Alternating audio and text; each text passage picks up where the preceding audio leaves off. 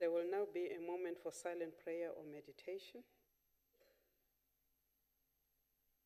Thank you. Please take your seats.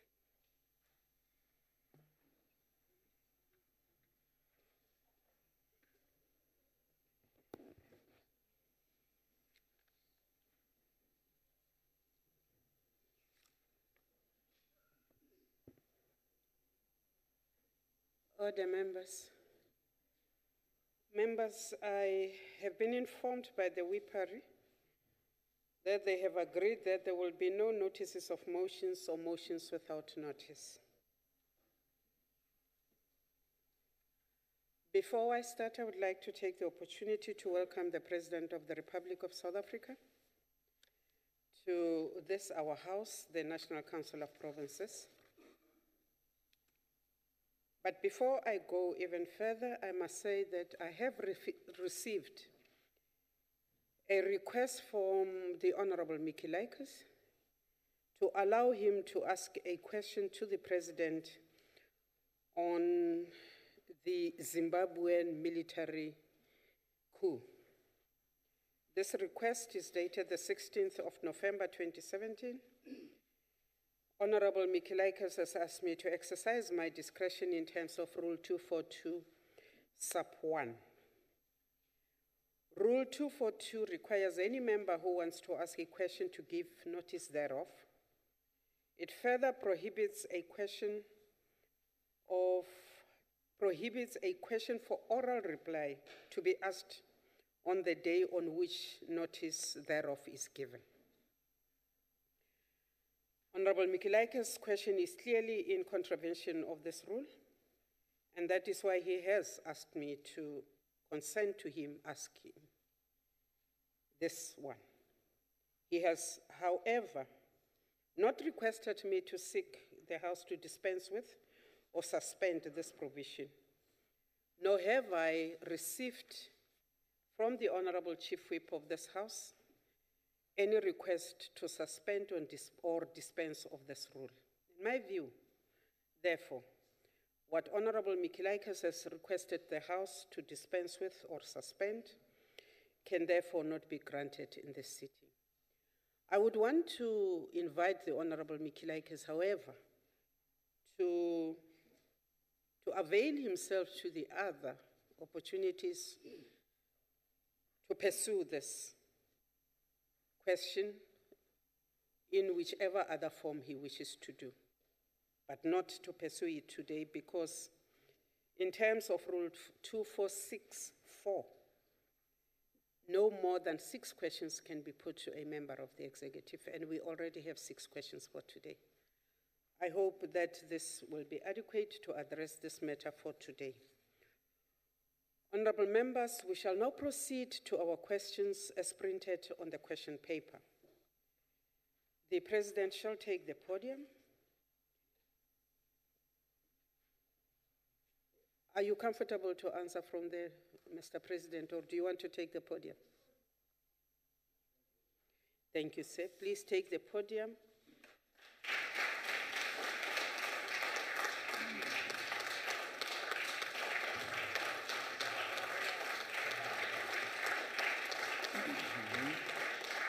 Thank you. Honorable members, Mr. President, your first question is the one that was put to you by the Honorable Mohai. It is question number 1, Mr. President. Honorable Chairperson, manufacturing forms the backbone of our economy. It is an integral element in addressing some of the challenges facing our country. Collaboration with BRICS countries on manufacturing is ongoing and includes inward foreign direct investment and outward export promotion of South African products, trade relations and technical cooperation, including training programs. The manufacturing sectors of both India and China continue to be key drivers of broader economic and industrial growth in the global economy. South Africa benefits considerably from the export of primary commodities and intermediate goods to both of these economic powerhouses and other BRICS members. We are keen to further promote foreign direct investment, particularly from manufacturing companies in BRICS member states. Significant progress has been registered in this regard, and a good example is the significant investments made by Chinese companies into the automotive sector, which are estimated to be in the region of 8 billion rand. We have been engaging our BRICS think tank council in order to identify concrete areas of cooperation that we can take forward during the BRICS presidency in 2018. A BRICS network of smart manufacturing hubs has been recommended, which will pool together knowledge, technology, and new ideas on the identification of new and interconnected value chains. We will indeed seek to implement the declaration as it relates to the fostering of partnerships for cooperation in information and communications technology, hardware, software, and skills through developing the next generation of innovative solutions in the areas of smart cities, healthcare, and energy-efficient devices, amongst others. Enhanced support for the manufacturing sector will be set out in the Industrial Policy Action Plan 2018 to 2019, which will be announced by the Minister of Trade and Industry. We look forward to hosting the BRICS Summit next year, which will enable us to take the cooperation further and also enhance benefits for South Africa. I thank you. Thank you, Mr. President. The Honorable Muhai.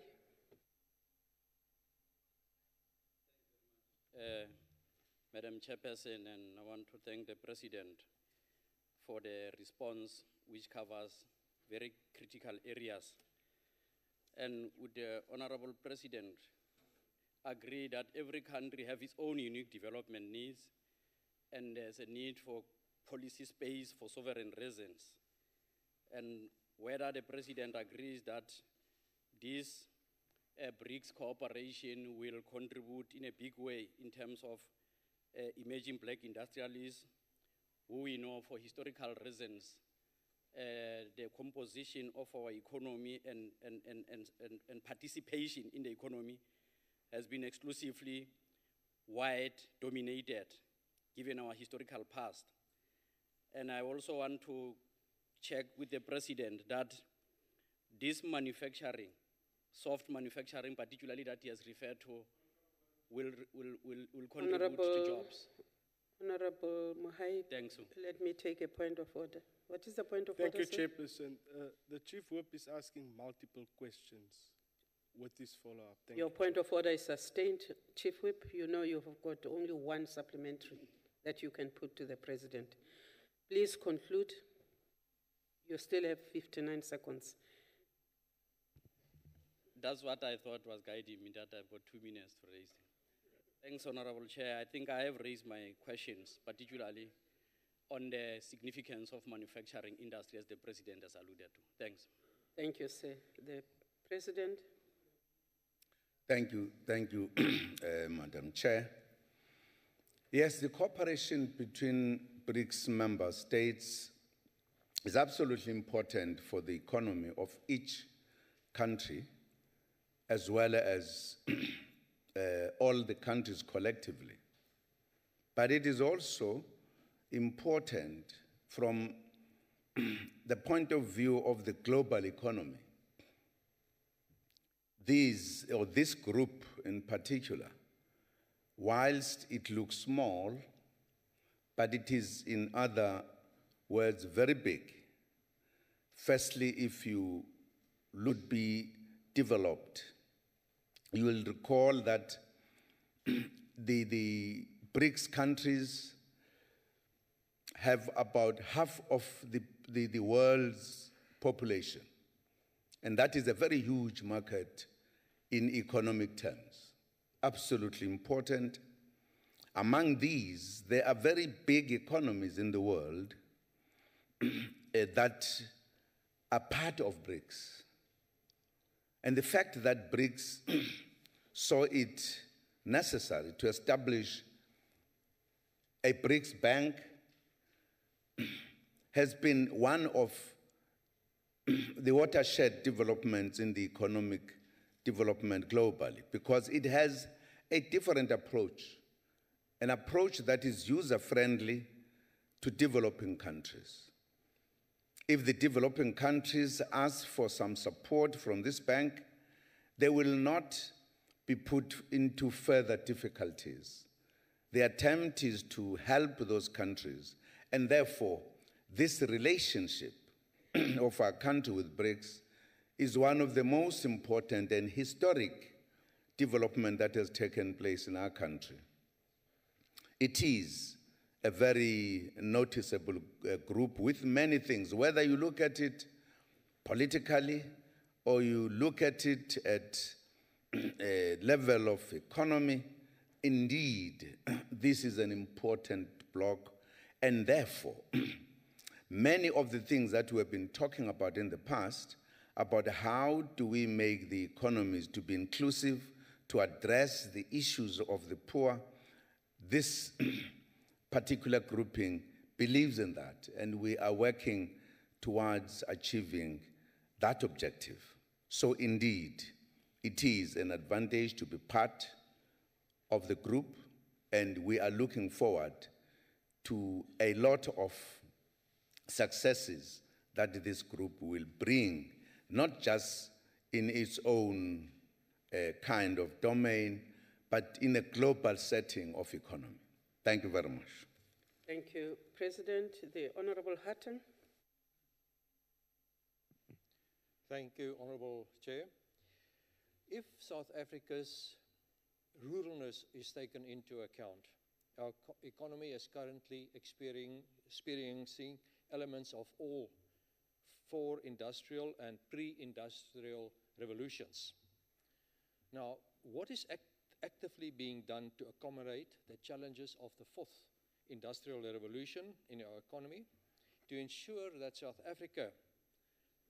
Africa's industrialization program addresses the required demands, that we remain globally competitive, specifically where the fusion of the physical, the digital, and the biological worlds are involved? And if you can kindly provide some examples of progress in this regard.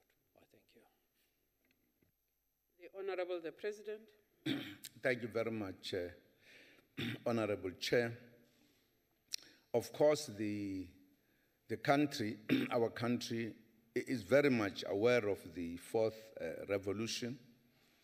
We have looked at it as an important window in the life of the economy globally, that the economy is taking another jump. I think the question that is asked by Africa, not just South Africa only, who has been passed by many, whether you talk about first, second, or third industrialization, whether we are going to remain behind with the fourth industrialization. And it is our belief in the continent that all of us have to work hard to be part of the fourth revolution. For an example, there are some of the developments that have taken place which allows countries today to leapfrog in terms of what they do, so that they are part of the fourth industrialization. Of course, South Africa has its own peculiarities, but with all of that, I think some of the economic activities, like technology, we are part of the technological world today, and which is one of the key drivers of fourth industrialization. We are very much aware of it. We are working to ensure that we don't remain behind. So once we are dealing with our problems, but we are also part of the world. This is being one of the considerations that all of us in the country are taking care of. And of course, we also believe that the participation of South Africa in BRICS, which has a lot of innovations, helps us to address that question of being part of the fourth industrialization. No where in the world today can we say countries that can remain behind. Some of the reasons why they could not be part of other industrialization like first or second, because these countries were colonized. They were not taking decisions for themselves. Some other countries were taking decisions on their behalf. At times were putting them behind deliberately. But today is a question of what do we do? That is why there has been an emphasis that we need the economy that benefits everybody, that looks at all citizens to be capacitated to be part of this kind of industrialization. There should be no citizens left behind because they're unskilled or they are less educated, they are not empowered. That is why the issue of education becomes very important, that all citizens participate in ensuring that we are part of the fourth revolution.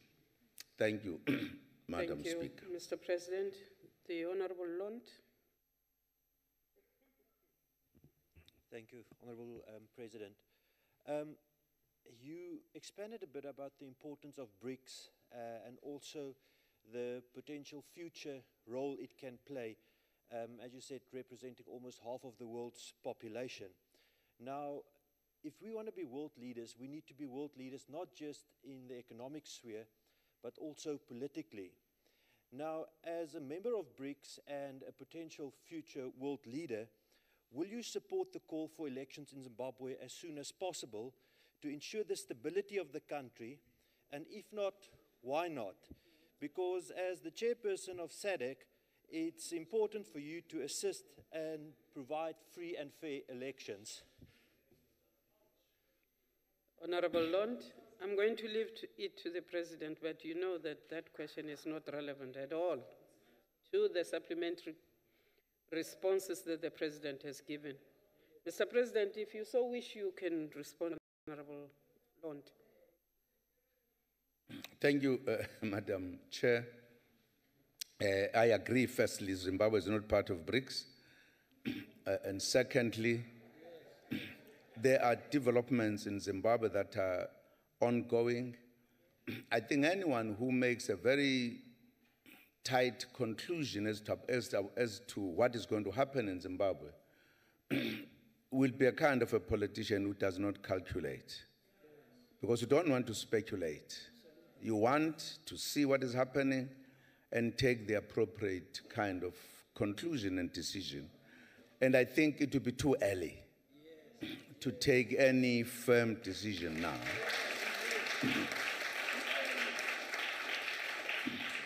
I'm sure that the situation in Zimbabwe very shortly will be becoming clear. And then those who participate positively in the global affairs will be able then to say what they can say. You know that the president yesterday made a statement on this matter, which was related to the fact that the matters have just begun.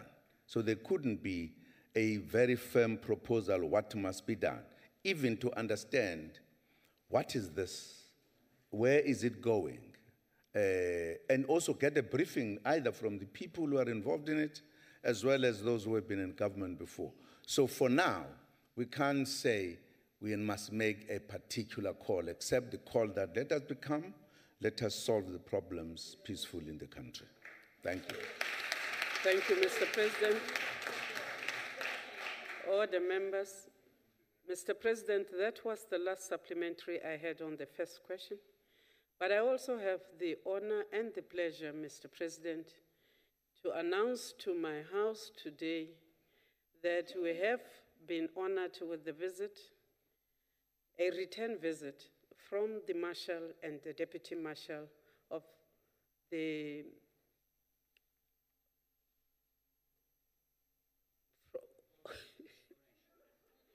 the Polish Parliament. You are welcome, sir. You are welcome with your delegation.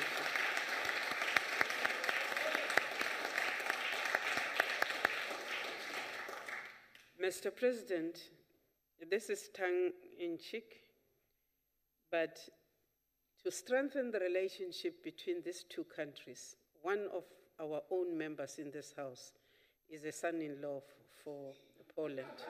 We thank you very much, Honorable Lord. Is that so? Kusho ukuthi osibali laba.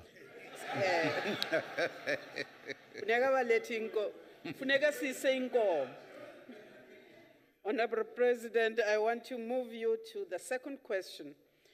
The second question was put to you by the Honorable Lond. It's question number 2, Mr. President.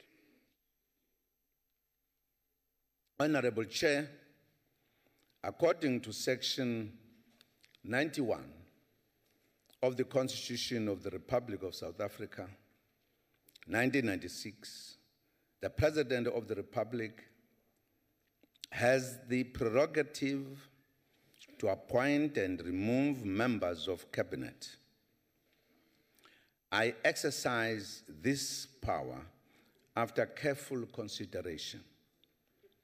The specific decisions to which you refer are presently the subject of judicial consideration. I thank you. Thank you, Mr. President. The Honorable Lond. Honorable President, as you said, it is your prerogative to appoint and remove members of your cabinet. I want to ask you just a straight question. Did you appoint the former Minister of State Security and a loyal lieutenant of yourself, David Mashlobo, to head the Energy Ministry in order to rush through the nuclear deal ahead of the elective conference? And if not, what possible reason could you have had to appoint Minister Mashlobo, given his very limited experience in this field? Order. Honorable Lond, your principal question was, what were the reasons for his decision to effect the 11th cabinet reshuffle on the 17th of October?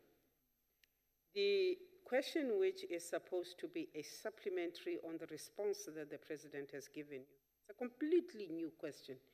It is now a question on the appointment of one Minister, Mashlobo. Honorable President, it is up to you to respond to it, but it is a new question. I have ruled on the matter. No, Honorable Speaker, the question of the changing of ministers is a prerogative of the President. There are reasons that is not necessarily to be known by people. If you want to know these questions, you must win elections and have a government so that you can get to know. Thank you, Madam Chair. Thank you. The Honorable Terra Blanche. Order, members. Order. Order, members. Members, if you want to be one of the 4 supplementaries, you raise your hand in time. I already have my 4 supplementary hands because the members raise their hands very early on. I go on a first hand, first come, first serve. The Honorable Terry Blanche. Thank you, Chairperson. President, the reshoveling, I'm still dealing with that. Why have you not, sir, released the record of your decision from your latest cabinet reshuffle? Thank The you. record of what? Sorry? The record of the cabinet reshuffle.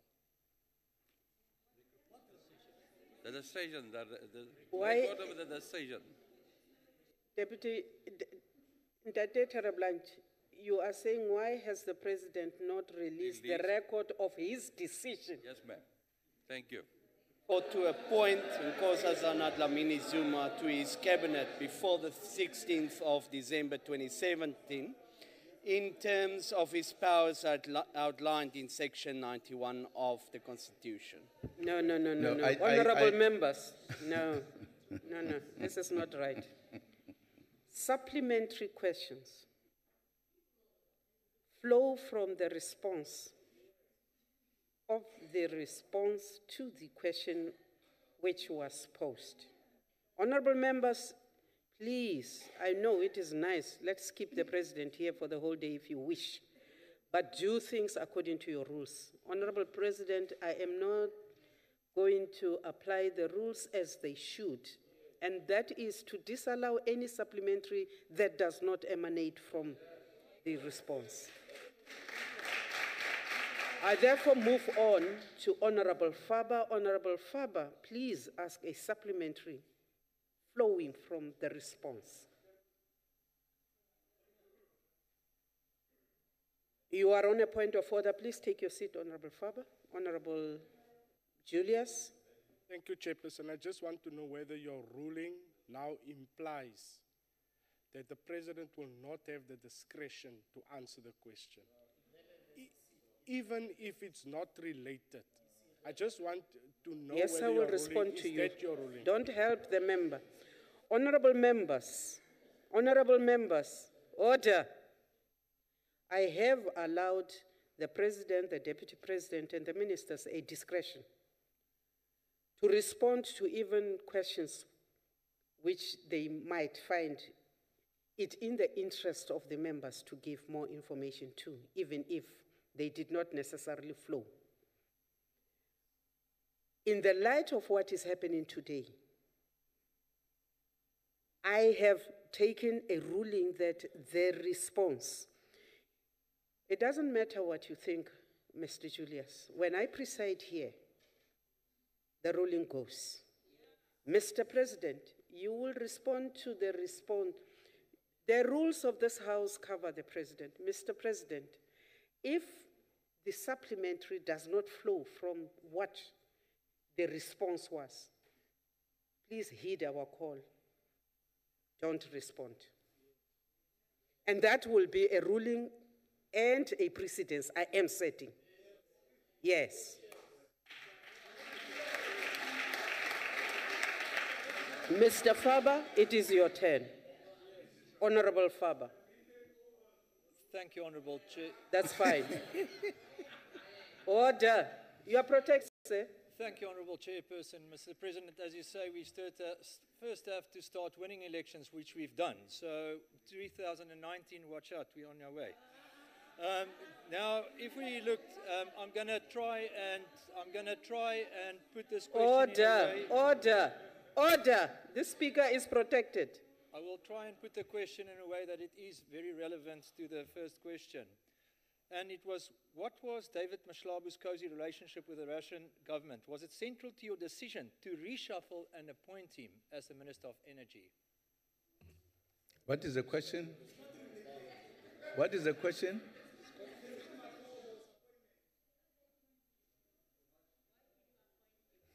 Mr. President, my question was his cozy relationship with the Russian government central to your decision to reshuffle and appoint him as Minister of Energy? Honorable Faber, you're making my life uneasy. Can I have somebody else who wishes to place a supplementary question? The Honorable Mikilaikas. Thank you, Honourable Chairperson. Honourable Chairperson, I would like to firstly agree with the President that his reshuffle was a record. Never in the history of pretty much any country in the world has in 2 terms the cabinet been reshuffled for 11 times. So that is a record, Mr. President, but not one I will congratulate you on.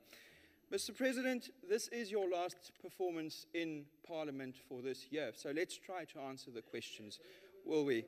Mr. President, my question is, you have stated correctly so that the Cabinet serves at your pleasure and you can reshuffle the Cabinet at your pleasure, which is quite correct. However, there are a few questions, not coming from the media that you like to bash, not coming from the opposition that you like to bash, but coming from the people on the ground, asking questions as to what is the motivation for your last reshuffle. Now, my question would be, as you correctly said, you do not need to give me an explanation, but do you not think that it is in the interest of transparency for you to disclose the reasons for your last cabinet reshuffle? Thank you, Chairperson. Mr. President. What is the question exactly? I did not hear. Honorable Mikilaikas, just the supplementary. I'm happy to repeat it. Yes, ma'am. My question is, despite the fact that you, as President, do not need to disclose why you reshuffled the cabinet, do you not think it is in the interest of transparency and transparent government for you to indeed make known the reasons for your reshuffle? Mr. President. Thank you, Madam Chair. I've answered this question to the previous questions. Thank you. The Honorable Stock. Honorable members, these Honorable Mikilaikas, Honorable Stock get the chance because the other members did not make use of the supplementary time. No, thank you very much, Honorable Chairperson, for the wonderful opportunity. Because, like you were saying, we could not really get a supplementary which we could post to the You are President. wasting your time too, Yes. man. Thank you very much for that, Honorable Chair.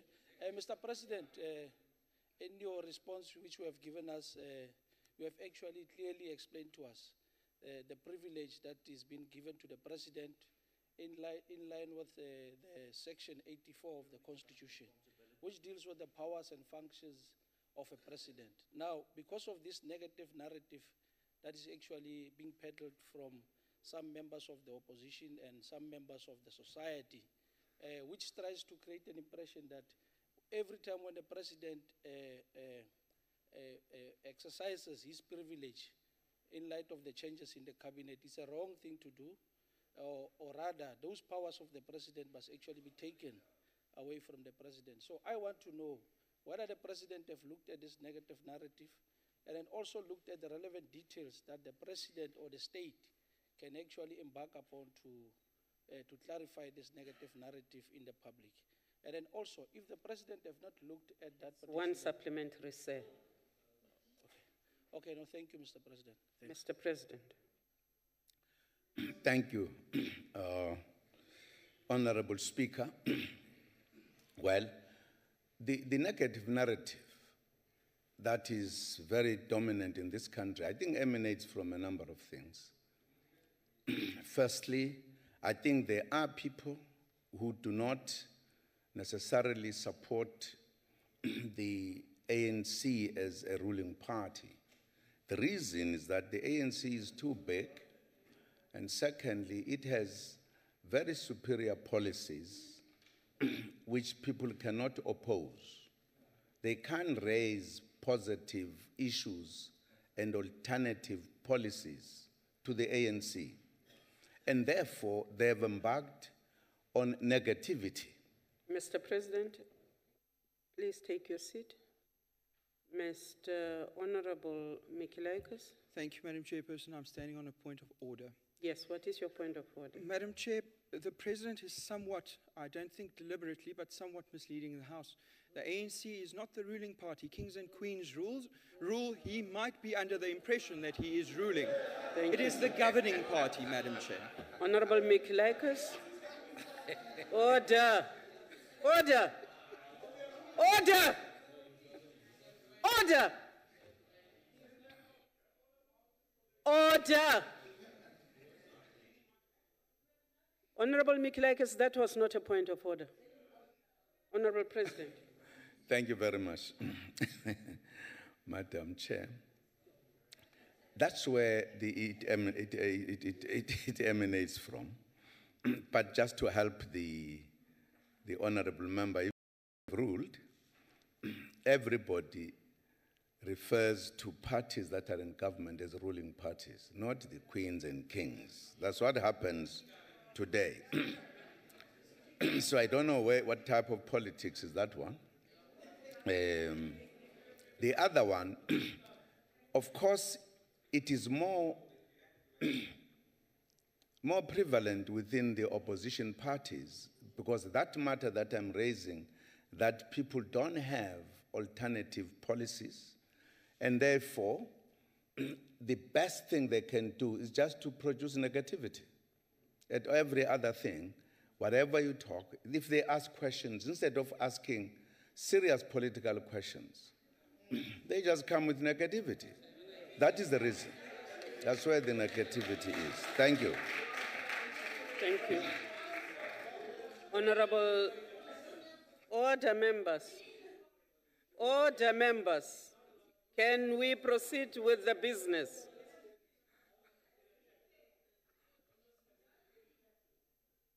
Order. Order. Honorable Mtetwa, order. I want to proceed to the third question. It is the question put by Honorable Kaula to the President. Mr. President. Honorable Chairperson, according to Section 91 of the Constitution of the Republic of South Africa, 1996, I have the prerogative to appoint and remove members of cabinet. I exercise this power after careful consideration. Some of the decisions to which you refer are presently the subject of judicial consideration. I thank you. The Honorable Kaula. Thanks, Honorable President. I can see you are very difficult today.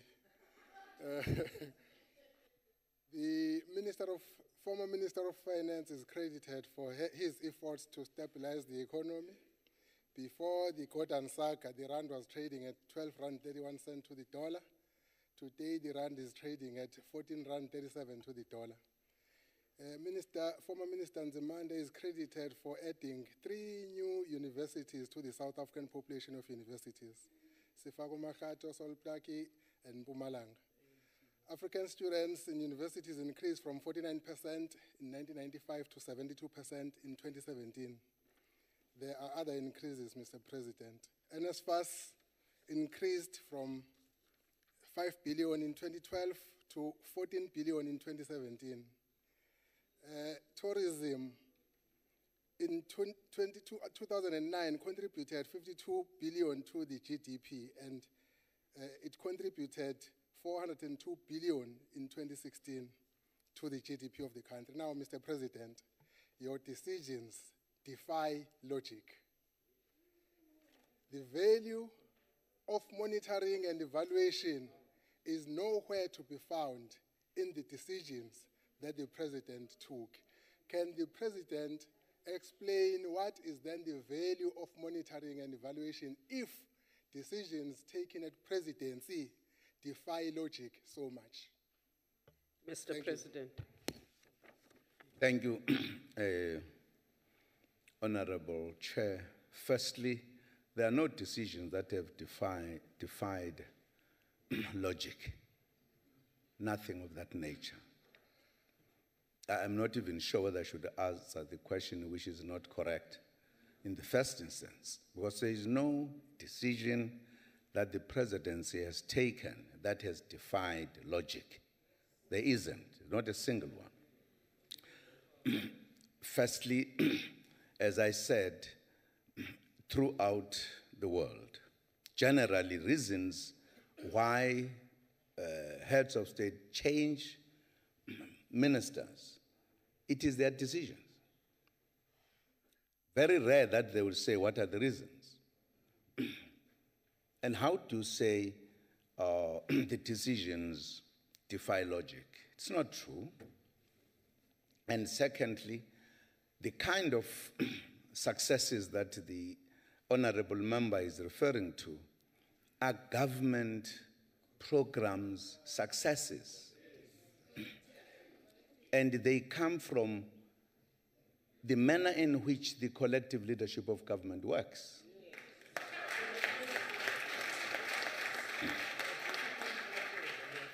In the process of that, there could be specific things that would be identified by those who are monitoring.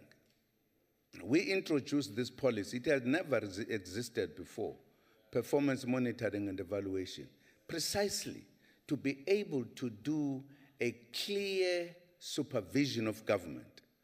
That means it is even more easier to identify where the problems are. But it is not only that ministers are removed because they are lazy. That's not necessarily the only reason. There are other reasons that lead to presidents taking decisions. And therefore, to try to find the reason is really looking for a niggle in a prairie.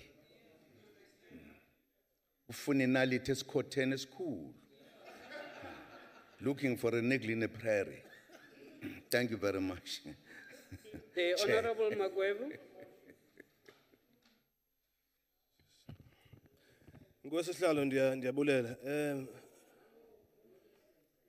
Mr. Zuma, say you have mentioned section or you've been referring to the provisions of section 91 of the Constitution consistently that you have a prerogative. Now, I accept that. But the prerogative by law must never be exercised arbitrarily. There must be a rationale. So it means, therefore, it must not lack the rationale. Now, I want to take you down the memory lane to show you that you lack the rationale, and I'll tell you why. Because all the appointments that you have made, you have abused that prerogative. Do you remember the case of Menzies Simelane? The court overruled that because he lied in the Fringe-Jinwala Commission. Remember the case of Ngasane, whom you appointed as an NPA and DPP. That was set aside. Now, I put it to you, sir, and I want your response, that all the appointments you have made have been found wanting in the courts of law. That shows the caliber of the man you are. You refuse to make appointments in the interest of South Africans, but you are making appointments in your own interest. And your interests are nothing less but corruption, maladministration, and abuse of power. What is your response? Mr. President. No, he did put a question in the end. He said, what is the president's response?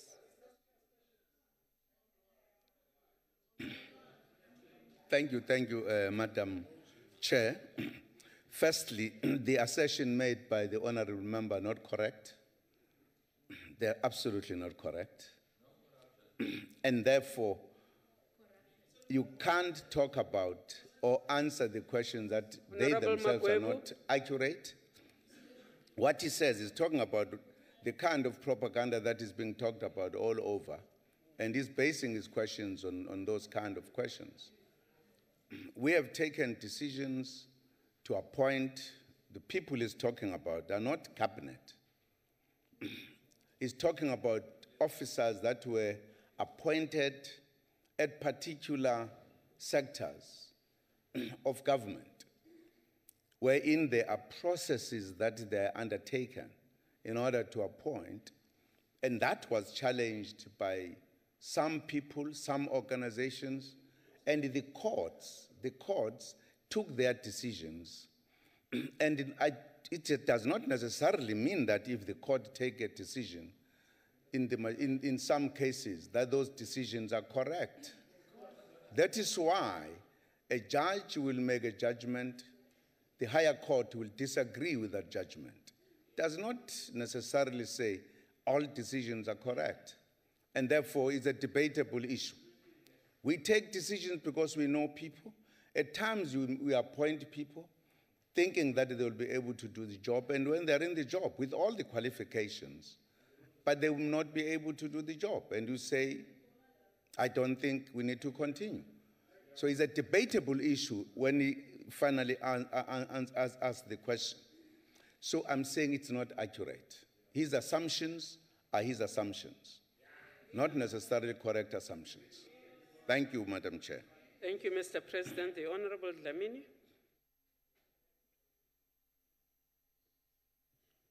Thank you very much, Honorable Chair. My greetings to the President of the country. It takes a sound person, Chair, to understand that when we have developed a plan, you have to come up with people who will be able to implement it. After implementing it, you assess and reorganize your structural arrangement. It takes a sound person. Honorable President, will I be correct to say that the North Gauteng High Court, in the matter between Democratic Alliance and the President of the Republic of South Africa, granted you leave to appeal its judgment, ordering the President to submit the records and reasons of decision to reshuffling Cabinet on the 31st of March? I'm raising this question, Honorable Chair, because the very same members of the party are asking questions in this House. Thank you, Chair. Mr. President. And thank you, Madam Chair. It is precisely the answer I gave a while ago, that when people don't know what to say, they do exactly that. They go to court. They also want to ask questions on the same issue. You can see there's fumbling there. They don't know what exactly they need to do. Thank you, Madam Chair. Thank you, Mr. President. The Honorable Smith.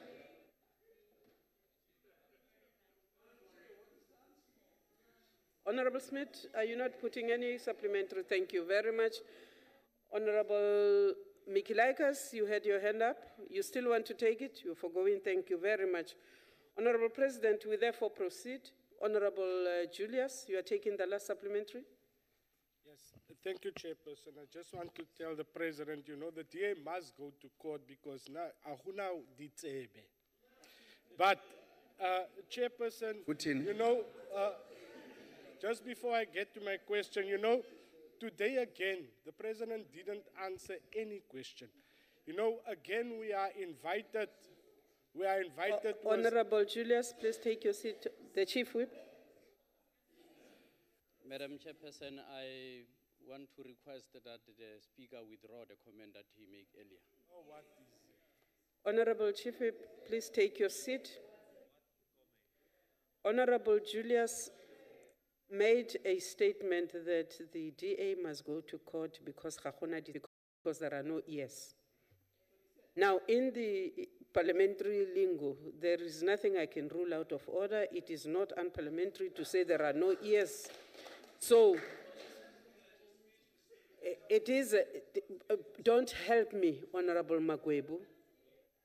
Continue with your supplementary, sir. Thank you. What point of order, Medifan? Honorable Julius, please take your seat. What is your point of order, ma'am? Thank you, Chairperson. The Honorable Julius said from the beginning of this session, the President did not respond to any question. And we've been here, we've been listening to the President, responding to the questions. So I wanted to rule on that one. I thank you, Medicale. I had also heard that. Honorable members, there's nothing I can rule against. If I say Honorable Julius cannot say, it is his opinion. The President has been responding and giving responses.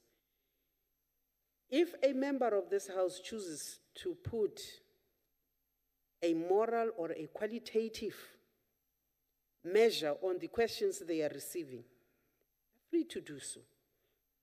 But I would be wrong if I said I am ruling the Honorable Julius out when he starts off with this long preambulated preamble of his. He is not out of order, so I want you to continue, say, and put your supplementary. Thank you, Chairperson. In light of that, with not answering questions, it seems that today we are again invited as the NCOP to a skilpad braai, baie dop min vleis. There's no substance. Chairperson, I noted earlier the response from the President that you have to win elections to get information on what is going on in government.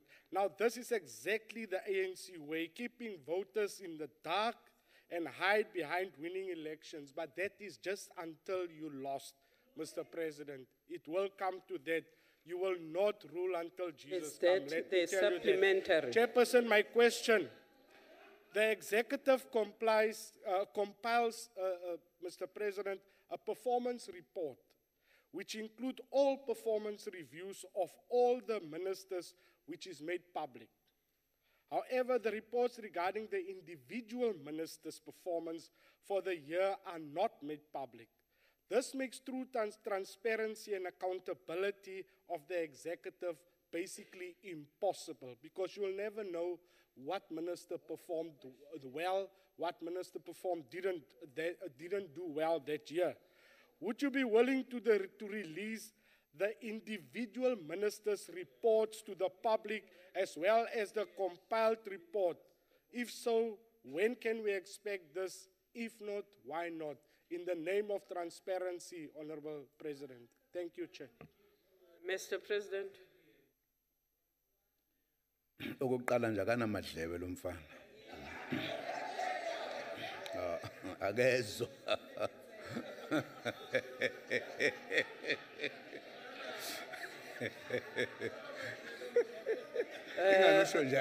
Honorable President, please give me a minute. Honorable Mpombo Shibukweni, your hand is up.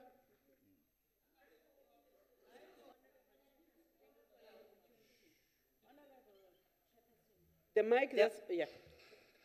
Honorable Chairperson, the Honorable President has the rules applied equally on him. The Honorable President is not supposed to call the Honorable Lomfan, say in vernacular. He's supposed to say the Honorable Member, if he doesn't know. Honorable Mpombo Shibukwana. The fact, protect me, Chairperson. You are protected, order, members. Order. Order. Order. You are protected, ma'am. Can I finish, Honorable? Yes, please. The Honorable President is supposed to say, Honorable Member, may he withdraw, please, and say so. Order. Order. Honorable President, please refer to Honorable Julius as Honorable Julius and not Umfana. Please proceed. Honorable Julius, I have ruled that the President must refer to you as Honorable Julius. Honorable members of this House, sometimes you amaze me. I have ruled And I have taken a view that you do not do certain things in this House. You rule, you leave people still dignified. I have ruled that the President will refer to the Honorable Julius, not as Umfana, but as the Honorable Member of this House. That's my ruling. Honorable President, please continue.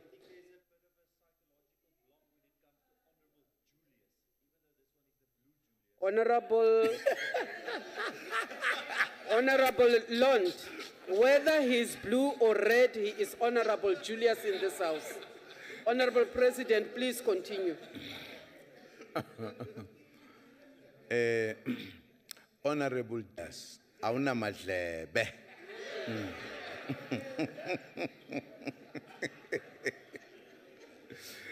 No, firstly, in government, we have the way of measuring the performance of departments.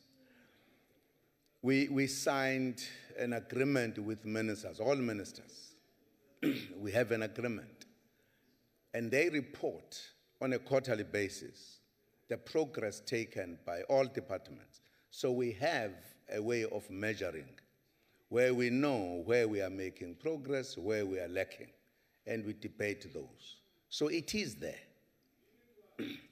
It is there. I'm talking about members. That's what we do.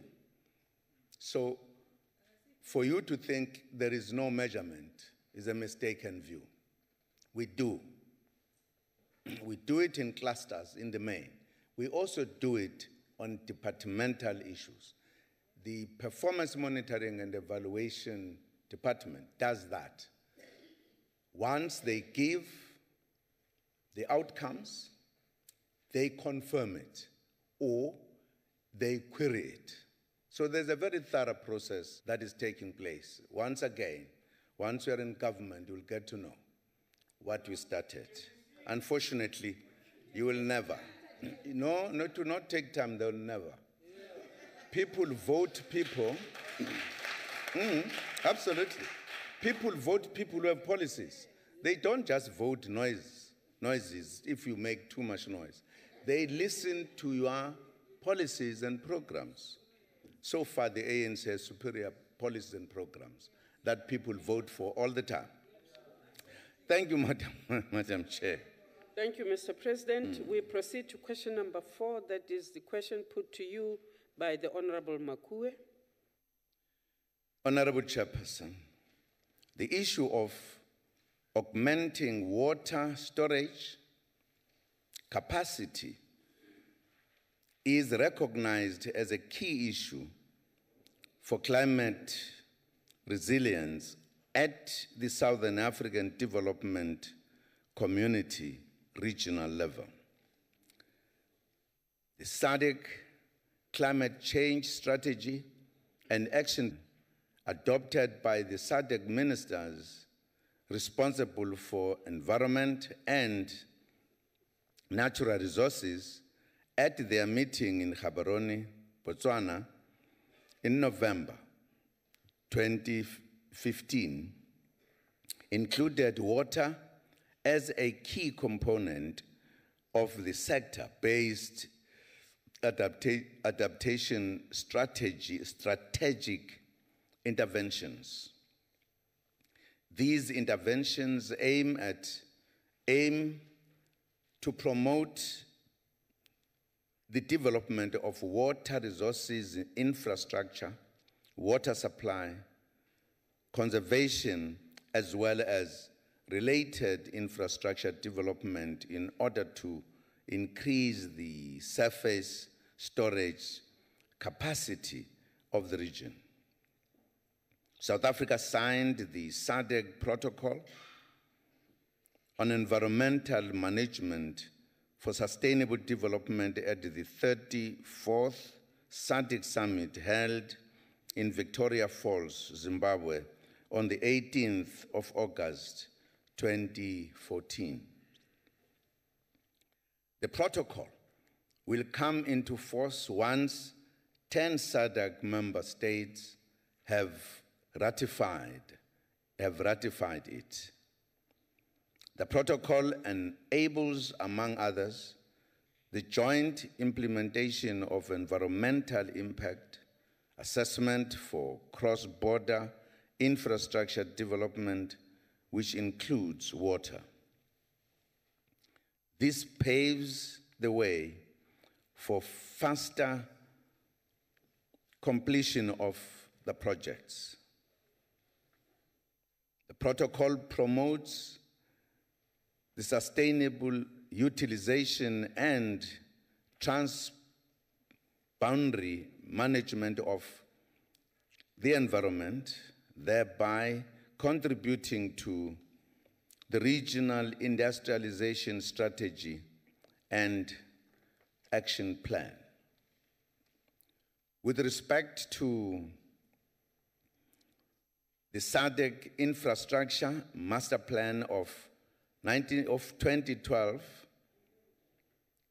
our government has been working with the new partnership for Africa's Development Planning Agency and the African Union in rolling out the priority projects.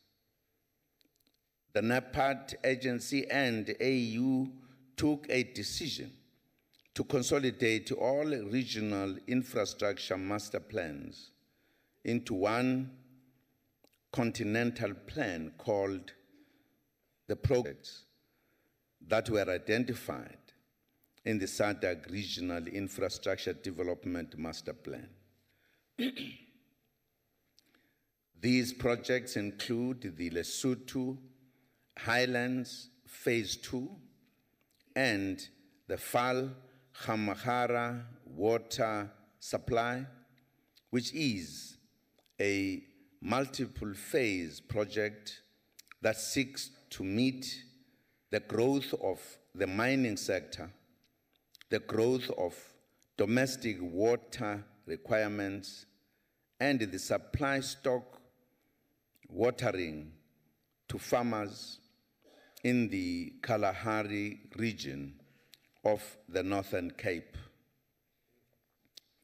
The other water project undertaken by the Department of Water and Sanitation, which is part of the SADC Regional Infrastructure Development Master Plan, is the Limpopo Basic Joint Water Monitoring. This project entails the monitoring of the Limpopo River, which is a transboundary river that is shared by Botswana, Mozambique, Zimbabwe, and South Africa. Last year, our government launched the Trade Invest Africa program in the Department of Trade and Industry. It aims to mobilize South African investments to prioritize infrastructure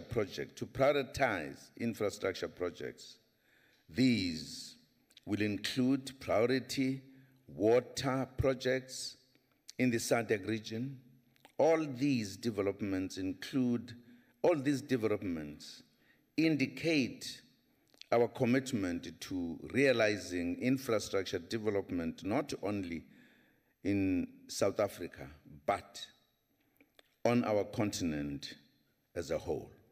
I thank you, Madam Chair. Thank you, Mr. President. The Honorable Makuye.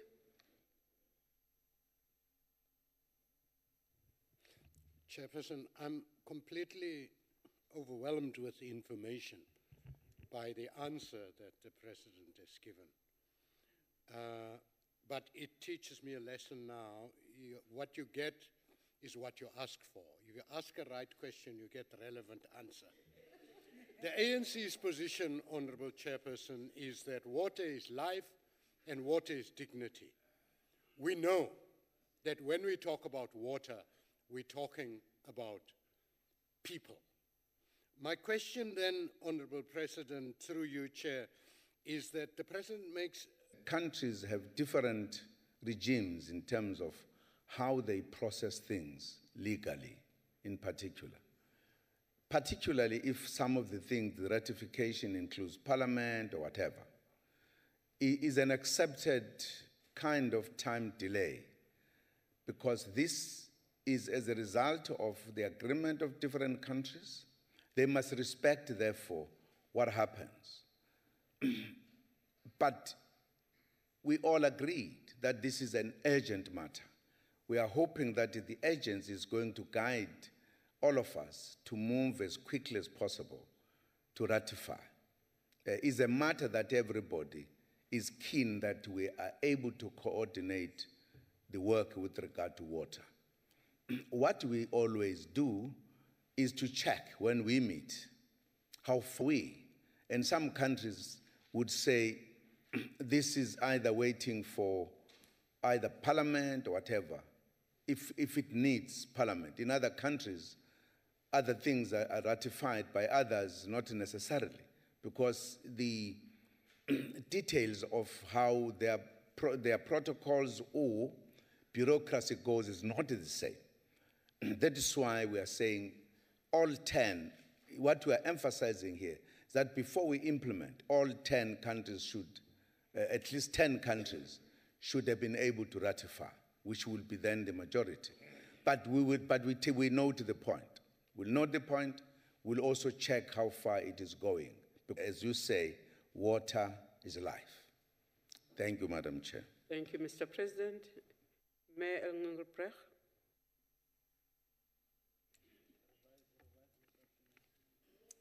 Madam Chair, thank you. Mr. President, in terms of the Lesotho Highlands expansion project, it was alleged that LTE Consulting and Construction Company, Car2 Civils, received water and sanitation projects worth more than 4 billion in dodgy deals. The minister allegedly delayed the project for a year to ensure that this company was involved in the project. And Mr. President, you ordered an SIU investigation into why and how a little-known firm of consulting engineers received millions without proper procurement processes being followed. Can, Mr. President, you please tell us how far is this investigation and who was held accountable to date for these corrupt tendencies in the ANC government? Thank you. Thank you, Ms. Engelbrecht. The Honorable. Thank you, Madam Chair. Mr. President, before you respond, okay. This question is new. This question that you are posing, Ms. Engelbrecht, picks up on one of the contractors. In his response, the President did not give you a list of contractors. And I said earlier on, I will try and be as strict as possible. So the question you are posing as a supplementary does not flow from the response which was put on that question. And therefore, Mr. President, please do not respond to that. I have to keep to what this House has forced me to do today. The Honorable Dlamini. Honorable Dlamini, take your seat. Honorable Smith, address me. Thank you, Honorable Chair. Just on a point of clarity, because I'm a bit confused now. Yes. When we take hands for follow-up questions, it's Yes. done in the beginning. So I want to know, how do we take the hands in the beginning of the question if the response need to be after a response? So just a question on that. I'll be very elementary about this. A member of parliament puts a question to a member of the executive. That member knows the question they have put to the member of the executive. The member of the executive is given the first bite to respond to the member. The member who has put the question is given the first supplementary because it is assumed that their interest is first and foremost on the question and the response they are going to get. The rest of the members are given the right to then follow up on the question, either some of which may have elicited the secondary response from the executive, or if they feel that the owner of the question could have responded to some element of that response. So it actually flows. You develop all your questions, but what you do not do is take the primary question and turn it into a completely new question simply because you extract an element or a name. For instance, this question deals with water, and the president, in his response, makes a response to the Highlands Water Project. He does not say, we have 10 contractors from company X and Y. The honorable member in the supplementary extracts from previous, not from the response, and not from this question, and brings in a new question which is related to the Highlands Water Scheme project. And that is why I am ruling it out of order, because the honorable member, you are at liberty to put your question as a question on its own on this one. So I'm not saying the question is wrong. All I'm saying is that it does not constitute a supplementary question for today. Because as we chair, we are forced to listen to both the questions and to the supplementaries so that we make those. When your supplementary is even close to what it is, most of the time we allow you to slip it in. When it is 10 miles away, it is unfair on the person who must respond to you, because now if there is speculation or you are given responses, I have to now make a lesson on supplementary question. If the response is such that it is not correct, you will come back to this house and say that executive member misled. Whereas you are required to give notice of a question so that when a person comes, an executive member comes into this house, they're well prepared so that there are no room for whatevers and whatevers. And that is why we rule this way. I hope you are satisfied, sir. The Honorable Lamini, you are now on the supplementary. Yeah, but I attend my workshops, Chairperson. Thank you very much, Mongameli impendulo yakho. And it is really encouraging that SADC decided to do a forward planning in terms of water in the region. You, in your responses, Honorable President, you've indicated that there are a number of projects that you have identified. Amongst the projects that you have identified, you mention one that is involving Zimbabwe. Without getting into details, my worry now is that the developments that are happening in Zimbabwe, are they not going to affect the projects that you referred to in terms of water?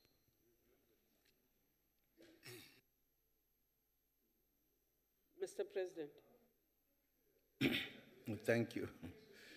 Thank you, Madam No, Chair. Mr. President will respond to one supplementary question.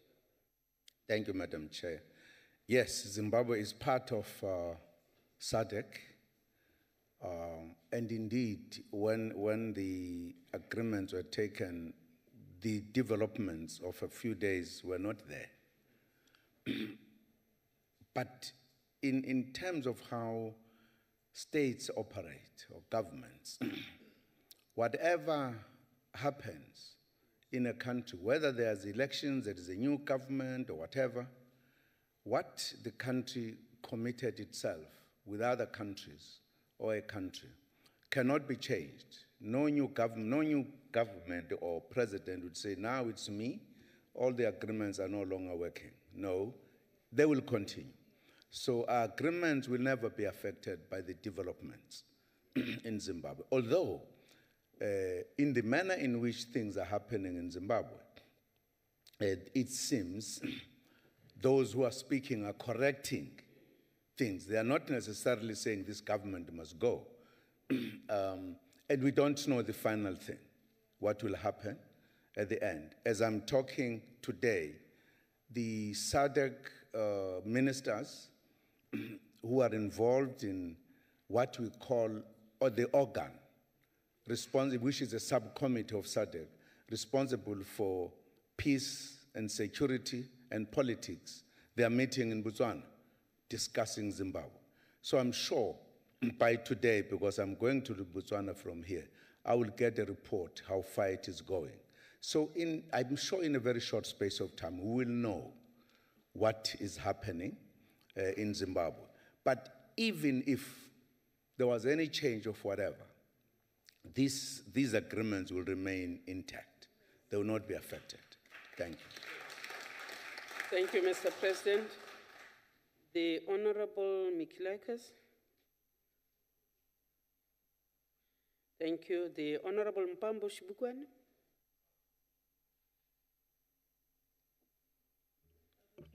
Thank you for the opportunity, Honorable Chair. Honorable President, I really appreciate your projects that you have implemented. And I want to know from now on until, and ungajigelezi, ngoba into yakho ukujigeleza and beat about the bush. Order. No. Order. Honorable Mpambo Shibukwane. Order. Order. No. I want to address Honorable Mpambo Shibukwane. Honorable Member, you are out of order. Put your question. It shall be responded to. Be short. Okay, Honorable Chair. Be short because my question is short and precise. How many projects have you implemented up until now since 2012 to date? The projects. Order, members. Can I deal with this matter? Honorable Mpambo Shibukwane, are you referring to the questions the 16 priority projects which the President is referring to? Or are you talking about projects in general because you are not specific? I think I'm specific, Honorable Chair. I'm referring to what the projects that the Honorable President has alluded to. In that case, can I help you? Because you said, how many questions have you implemented? I said, how many projects have you implemented since 2012 up until to date? That's exactly the point I am at. Order, members. English is a very difficult language, but I do know. Order. Honorable Mpambo Shibukwane, the question must be clear. The President says 16 priority projects. Since 2012, they have 20. But when you say how many projects, it means, in my own little understanding, Mr. President, that out of the 16, if I'm right, ma'am, how many projects have they actually been? Yes, because if you don't contextualize it, it is like you are saying, how many projects since 2012? So that is very wide. And that is why I wanted you to confine it. Honorable Chair, how many projects have been completed, if I can please? Since 2012. Since 2012. Okay. Completed is the key word. Completed is the key word, Mr. Honorable President. Okay. Mr. President, order. Honorable members, the President is quite capable of responding. Let's leave it to the President. Mr. President. No, Chair.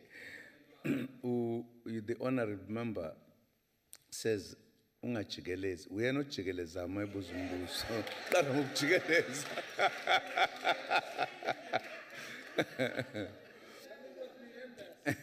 No, I can't remember them offhand right now. How many we have completed? That's a short answer. Thank you, Madam Chair. Thank you, sir. The Honorable Mutla Shuping.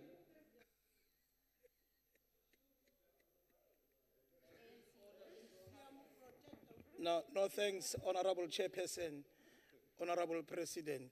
Without any ambiguity, and for the fact that I've got ears, and those who have not ears could not even listen to responses, I will be very brief and avoid ambiguity.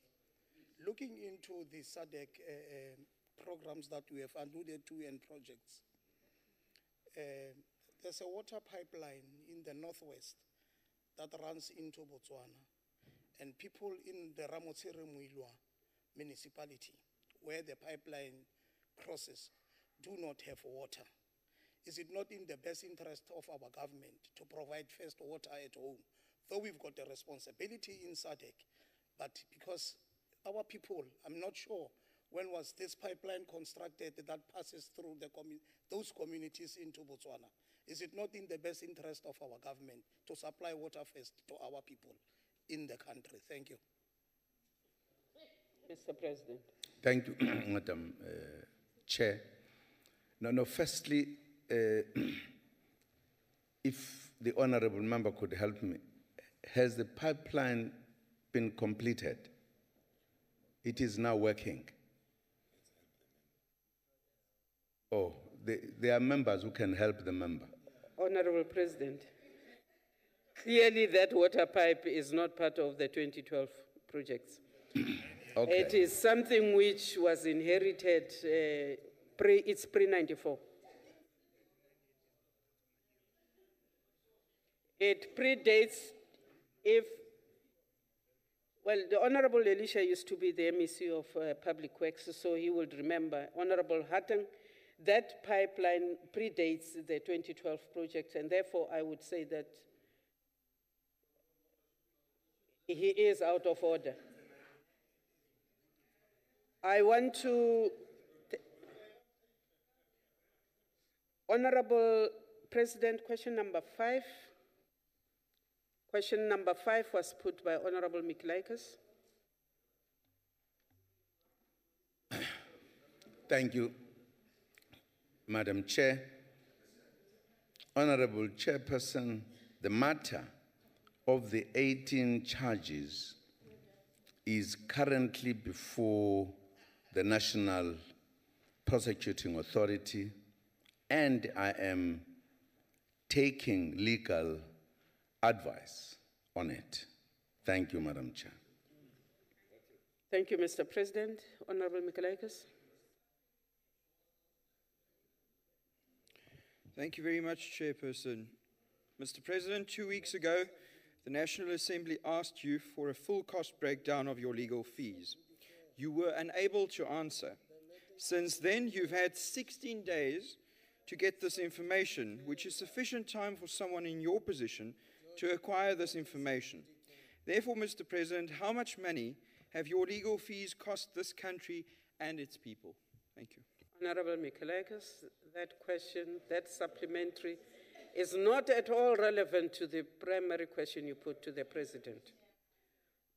It is not. Honorable Chairperson, may I address you on that? You cannot address me on this because I know you know. I move on to Honorable Isaac. Honorable Isaac. Chairperson, yeah, thank you for the opportunity. Much appreciated indeed.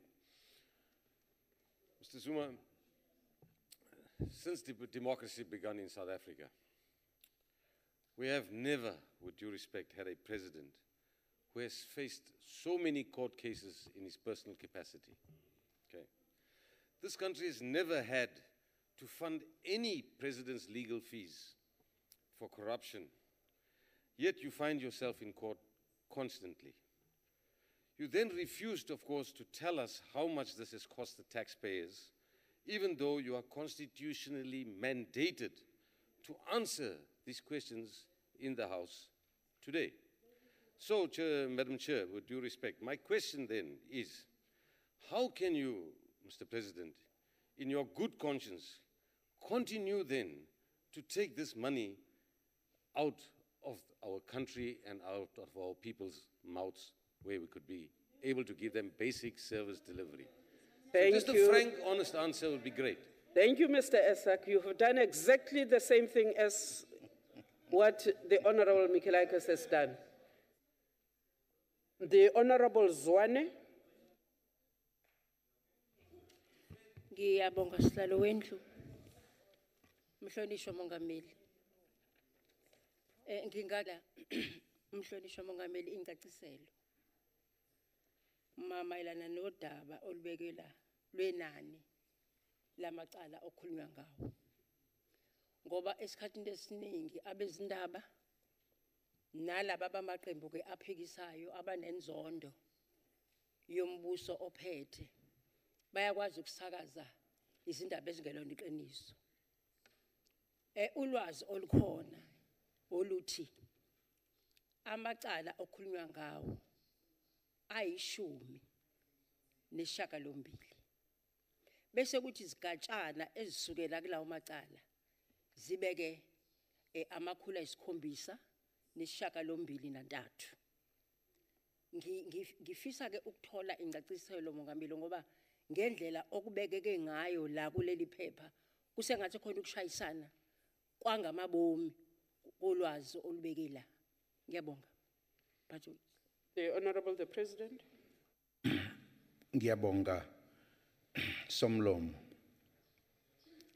Eqinisweni okuyiqiniso ukuthi amacala ayishumi nesishiyagalombili phela nje.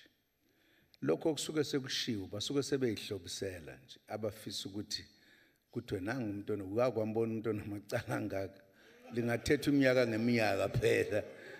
Ikhulu nemashuma isishiyagalombili nantathu uyayibona nje lonto. Ilawe ngikhuluma ngawo amacala lawo kukhulunywa ngawo. Lawa amanye basuke sebesho nje. Uyabona ababhali beindaba nabanye abafisa ukuthi bapenda abantu nje. Bayazisha izinto noma sekuvela amaqiniso bangayilungisi. Uyabona nje makukhulunywa ngesimo sasenkandla. Kwavela ukuthi uZuma udle inkulungwane zeyigidi zeyimali zabhala lonke izwe leli. Kwakhethwa ukuthi kuyophenya kwaphenya izakhiwo ezintathu. Zathola ukuthi akakazadle ngisho uTiku uZuma. Akekho sowake wavela wathi hawu sasizwe kanje noma siyaxolisa sayipenda le ndoda ingonakele. Ngisho okuyena wayefuna impela ukuthola ukuthi kukhona okonakele lokuthiwa umvikelo wabantu. Naye wathi akazange adle lutho uZuma. Ezintweni ezazisetshenzwa iminyango eyathi makwakhiwe lokhu nalokhu nalokhu. Kulapho ke ukuthi uZuma mhlawumbe noma engadlanga lutho kodwa zazakhelwa yena lezi zinto uyena ozozizwa noma ozosebenzisa kanye nomndeni wakhe. Kufanele kube khona imali ayikhokhayo. Honorable President. Okufanele ukuthi ishiwo noma inani layo libekwe uMinister wamaphoyisa noMinister wezimali. Ayikho nje ukuthi ngoba uyintshontshile le mali. Inomuntu mengenyawo uHonorable Mpambo Shibukwana. Angabengezwa. Honorable Mpambo Shibukwana, you. Honorable, thank you, Honorable Chair. The President is not looking on the Western Cape side, the left-hand side of him. I want to caution the President that the President must stop misleading the country, must stop misleading the public protector. From what he said, the public protector found 246 million on the things that were done on Inkandla. The Honorable President must not mislead the country and say in vernacular because our members cannot hear and talk in vernacular. Please take your seat. Order, members. Order. Honorable Mpambo Shibukwana, you are making an assertion that the President is misleading the House and the public. You can only do that in a substantive motion.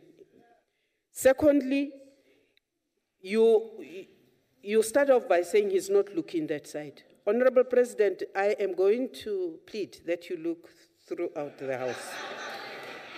Ngibuke ngala. Wonke umuntu ubuke. Aye.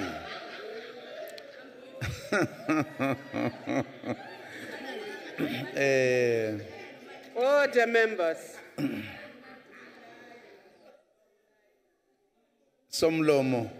Oh, Honorable President, Honorable Mtimunye, you are on your feet. Another point of order? Chair, I needed to request you to come back with the ruling with that statement made by Honorable Mpambo Sipokwana. Which one?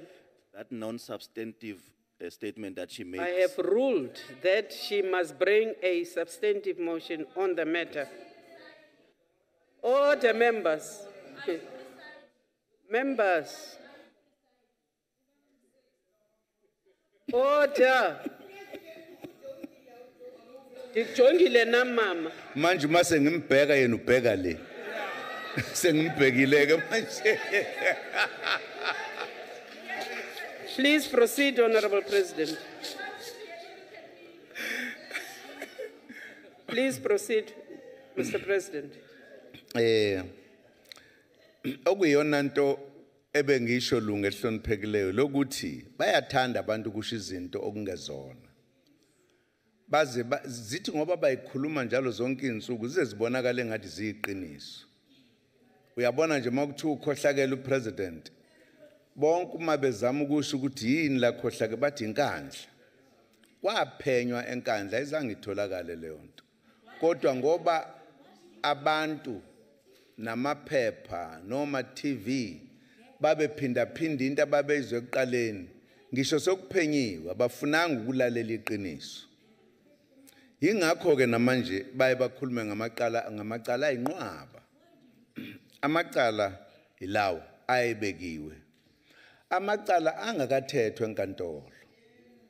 Ngoba phela kuzuthi umuntu ngempela ukhohlakele kufanele ukuthi ulahlwe icala.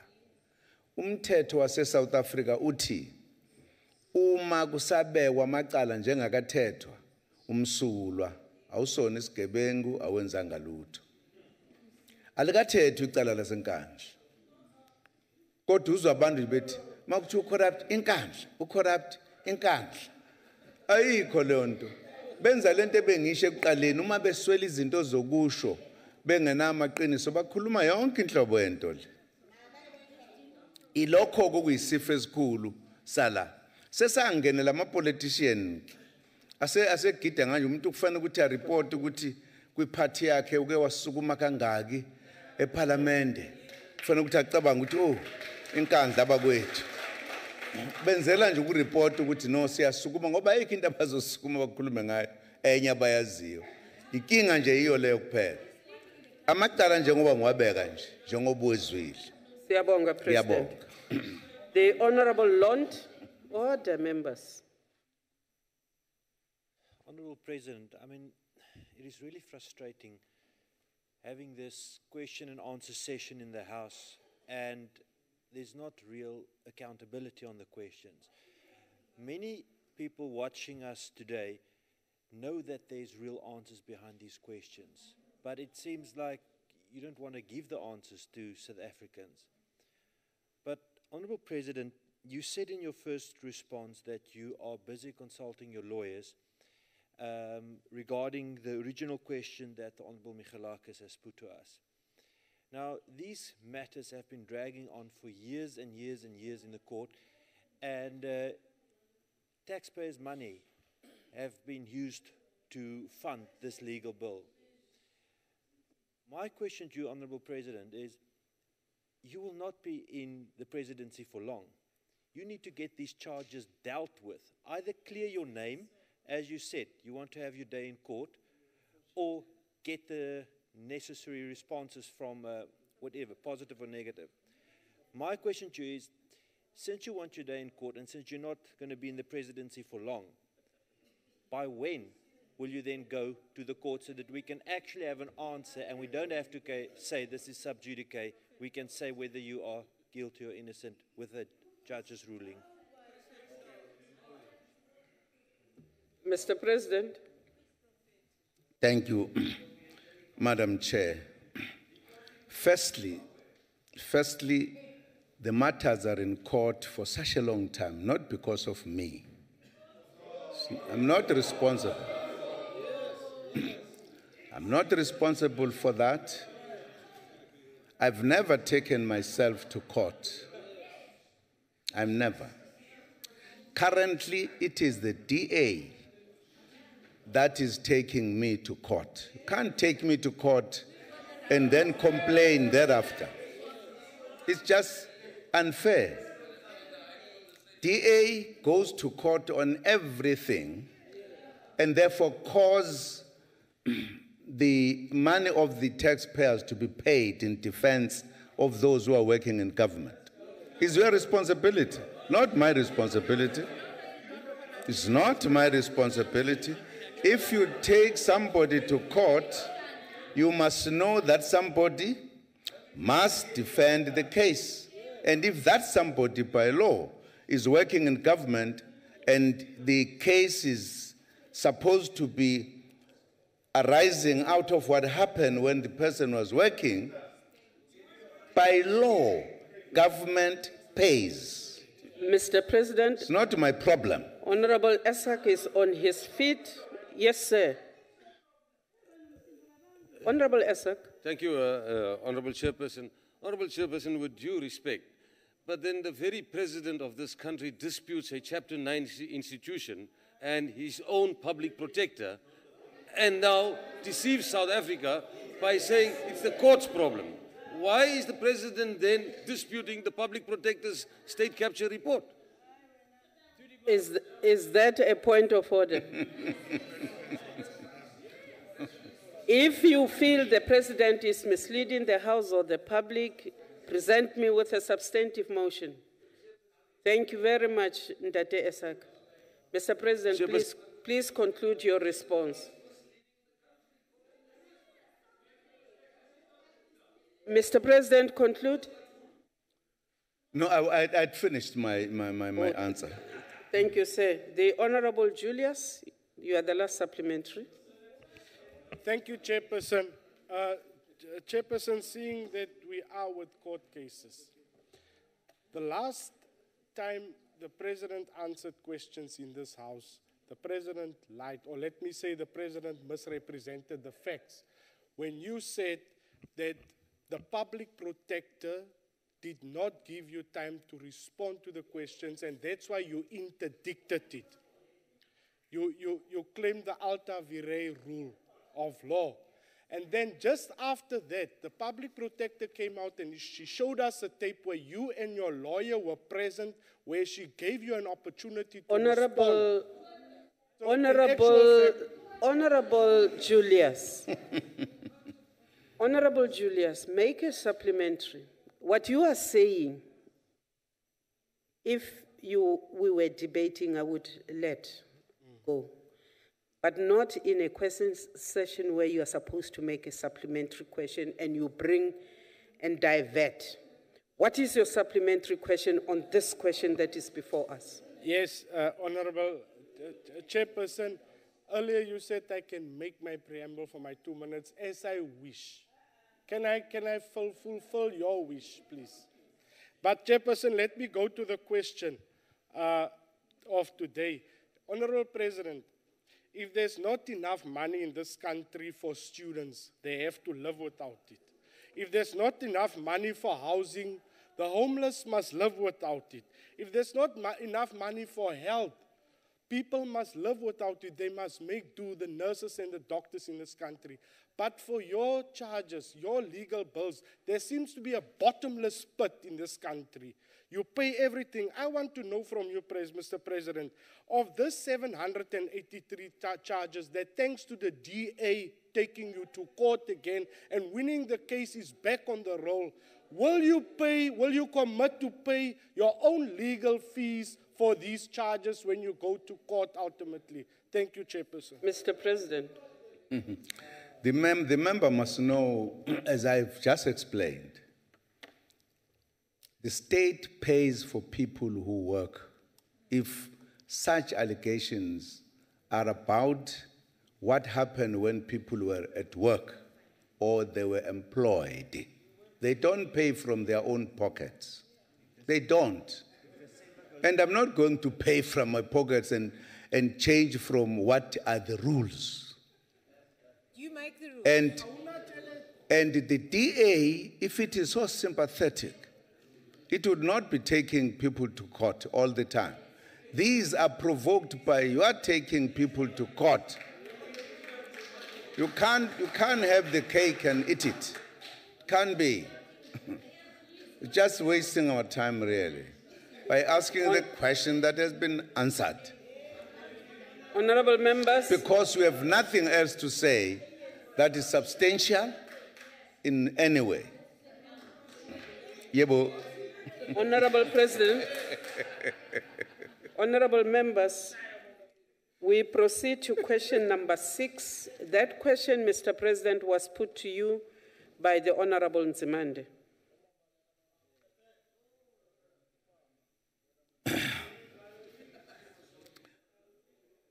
Honorable Chairperson, thank you very much. A lot of progress has been made since the launch of Operation Pakisa.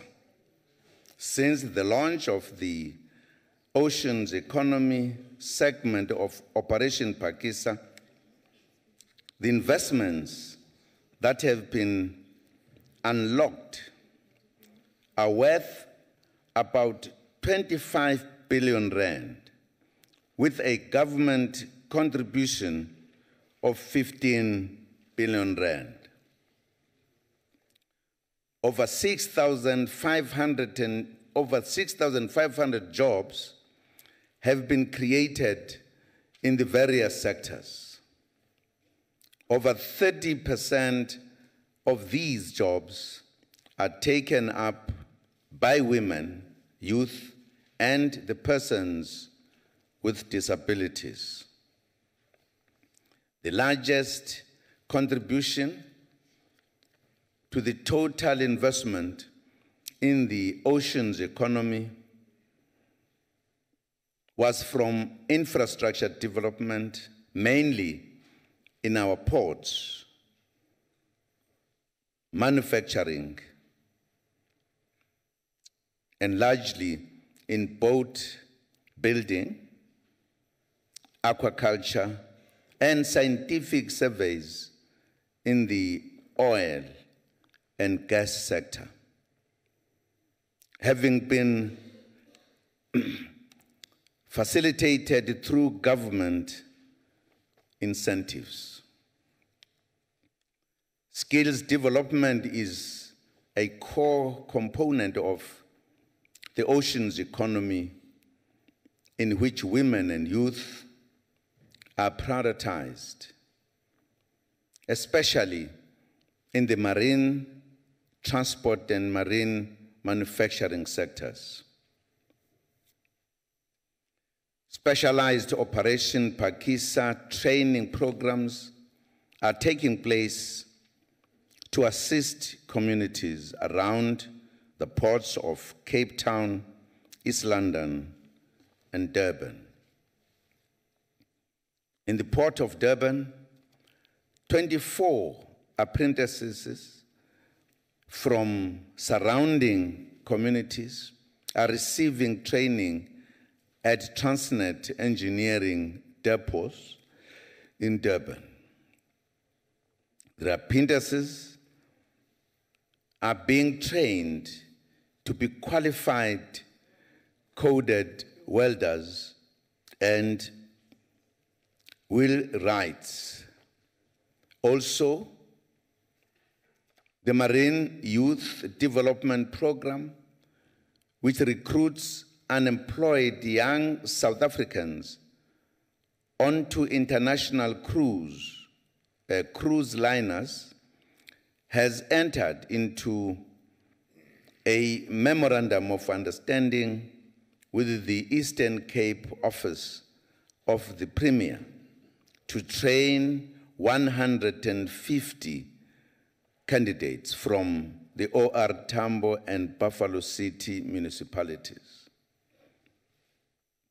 Employment for local communities has been an important spin-off from the Oceans Economy project. In the Eastern Cape, the Hamburg Community Project has employed 23 people from the local community to produce 20 tons of dusky carp fish per annum. More jobs are expected to be created in the aquaculture projects, focusing on women and youth and black people in particular as part of radical economic transformation.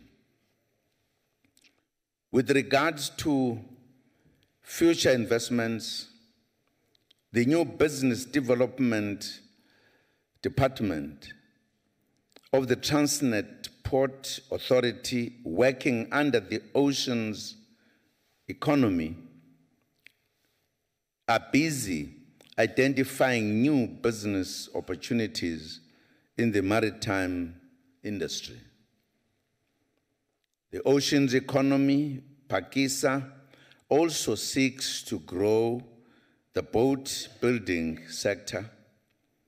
The manufacturing of vessels has unlocked huge investments.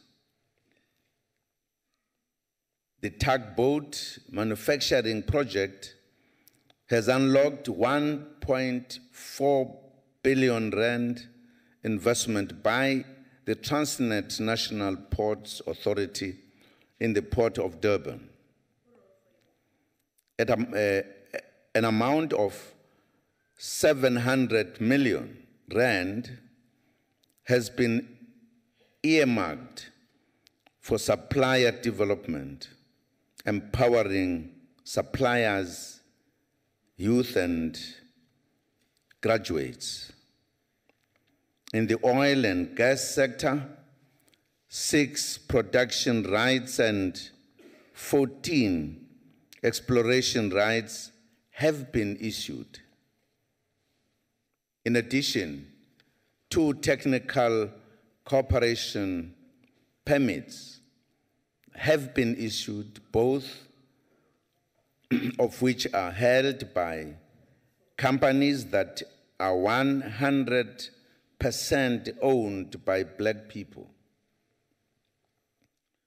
More rural and local economic opportunities are planned for Kolocha in the Eastern Cape and Amatikulu in KwaZulu-Natal and other inland and coastal areas. As government, we will continue to work closely with our partners, especially the private sector, to attract investments that lead to economic growth and job creation through this important economic program. I thank you, Madam Chair. Thank you, Mr. President. The Honorable Nzimande. Thank you, Honorable Chairperson, and thank you to you, Honorable President. And that indicates and demonstrates that if you get quality question that requires relevant details and information for the public, you get likewise the same. My follow-up, therefore, Honorable President, is very small, is that given the squeeze that we are faced with in the whole world, not only South Africa, in the growth of economy, and it might require that government reprioritize, do you commit and ensure the public and the people that are benefiting, Honorable President, that this investment would not be abandoned? It would be sustained given the squeeze that I've referred to. Thank you, Honorable Chairperson. Thank you. Honorable Nzimande, Mr. President. Thank you, Honorable Chair. The oceans economy, as approached from the point of view of Operation Pakisa, has opened up a new area of economic activities. As I say, billions have been implemented as a result of this initiative. And we have opened up such huge potential that in no way can we abandon this approach. We will continue to ensure that we add and expand our economy through this particular approach that we undertook. It is indeed becoming attractive to many, and it is showing results in what we do. But as I say, particularly in the green economy or blue economy, we are very optimistic that our economy is going to grow bigger than ever before as we tackle the oceans economy. So we are not going to abandon it, we are going to extend it, we are going to make it a point that we invest hugely and ensure that throughout our coastal lines, as well as coastal cities and towns, we create these activities more to expand our economy. So rest assured, this in another decade will make South Africa look great. Thank you very much. Thank you, Mr. President. The Honorable Smith. The Honorable Smith is on the floor. Thank you, Chairperson. Honorable President, will you please today confess that Operation Pakisa is actually a cover-up program to disguise the real profit hunting for the connected elite to consolidate their control over offshore oil and gas exploration and mining, to the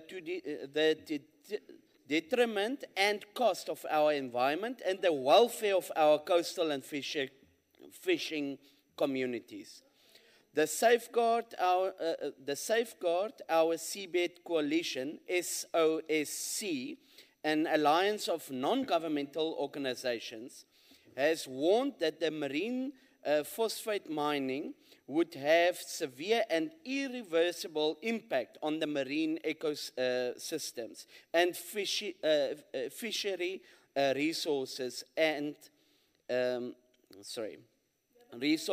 associated jobs, livelihood and food security benefits sustained by our fishing industry. Such rights have already been granted by the Department of Mineral Affairs. If you will not confess this and you truly want to enhance the ocean's economy through fishing, how do you intend on ensuring that all oceans economy industry is sustainable, especially with our dwindling fishing stocks? Thank you. Mr. President. Thank you, Madam Chair. I'll never confess. There's nothing to confess. I don't know. That's a word just misplaced. Why should I confess? The whole world works on the oceans economy. From time immemorial, the ocean has been one of the big areas of economy. It's nothing new. We've never worked on this like many other countries. We have been opening up this space that is being done by other countries as a country. And we believe in respecting the environment. We are one of the leading countries in the world in respecting our environment. We know what we are doing. I don't want to raise the issue of people who come to areas from somewhere else and believe that people in those areas don't know nature, they mess it up. It's not true. It's absolutely not true. You know, for an example, if you take hunting, some people believe that we were never careful about hunting. We hunted at a particular time, not when the animals had small ones. There were laws. But people who come from somewhere think that we were just not understanding nature. We lived with it at all material times. South Africa respect, in fact, we are one of the leading countries, not just one of the good ones, about respecting environment. So we are going to the ocean, we know exactly what to do. So there is nothing to worry about. Absolutely. Instead, we are going to grow the economy and increase our GDP, but also create more jobs. Absolutely. Thank you, Madam Chair. Thank you, Mr. President. The Honorable Dr. Matime. Thank you very much, Chair, for this opportunity. Mohlomphehi mo Presidente wa Republic ya Afrika Borwa. Would I be correct in my understanding, considering the fact that this program is not an event, but it's a process? Would I be correct to believe that an institutional framework is being developed for the Oceans Economy Program to enable the multiple users of the same ocean space to use the space without being frustrated by bureaucratic procedures and lack of clear roles and responsibilities? Would my understanding be correct, President, that an institutional framework is being developed to ensure a smooth running of the program? Thank you, Dr. Matime. The Honorable, the President. Thank you, Madam Chair. Yes, you are absolutely correct. An institutional framework has been developed, very clear, taking into account all necessary things that need to be looked at. We are lucky because we are entering this blue economy at this time when technology has developed. So we are no longer going to commit mistakes that other people committed. So it is more smooth and clear. We know exactly where we're going. So we have no worries. We are absolutely correct. We are starting a kind of economy that is going to benefit the country without damaging nature or many accidents, because we have developed, the technology is on our side. Thank you. Thank you, Mr. President. The last supplementary of the day goes to the Honorable Wana.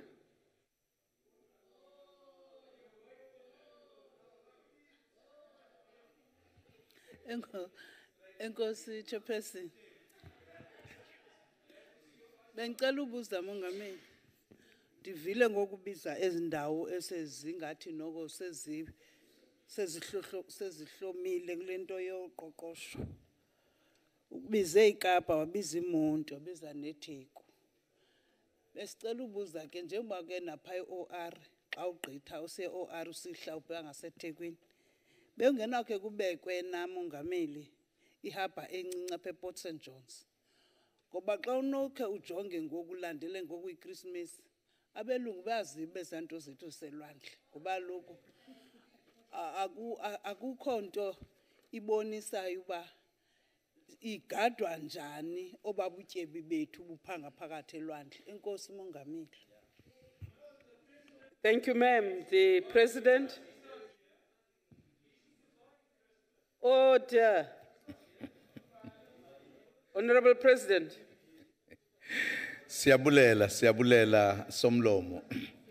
Hayi, udaba lwase-Port St. John's nalo luqwalasele ayizuyekwa emva izafika lolu phuhliso luzafika naphaya kwenzeke konke okufuneka kwenzeke sifike exesheni ngoku lokuthi sijonga yonke lelizwe lakowethu sijonga uba yintoni engenzeka apha ukwenzela ukuthi njengoba kwanda inani labantu kwande nemisebenzi kwande nendawo kuzosetshenzwa kuzo iPort St. John's ke indawo ebaleke gqithi yonke lolanxweme obekade lungenziwa nto sizokwenza yonke into enhle phaya yokuthuthukisa noma ukuphuhlisa ubutyebi belizwe siyabulela Siyabulela Mongameli.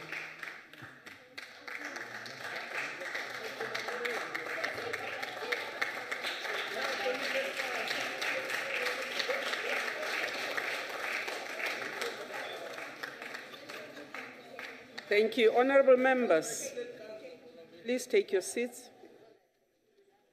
Honorable members, please take your seats.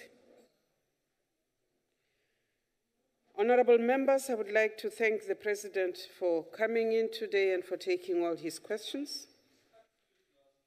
I would also like to order.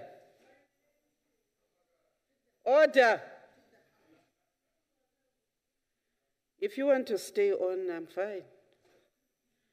Honorable members, I want to thank the special delegates, the speakers, the MECs, the deputy speakers, and all our special delegates from the province. We're very grateful that you were with us since yesterday, that some of you had to come in from yesterday to sit with us through the programming stints yesterday and today. We wish you well, and thank you very much. This concludes the business of the day. You are requested to remain standing until the procession has left the house. This house is adjourned.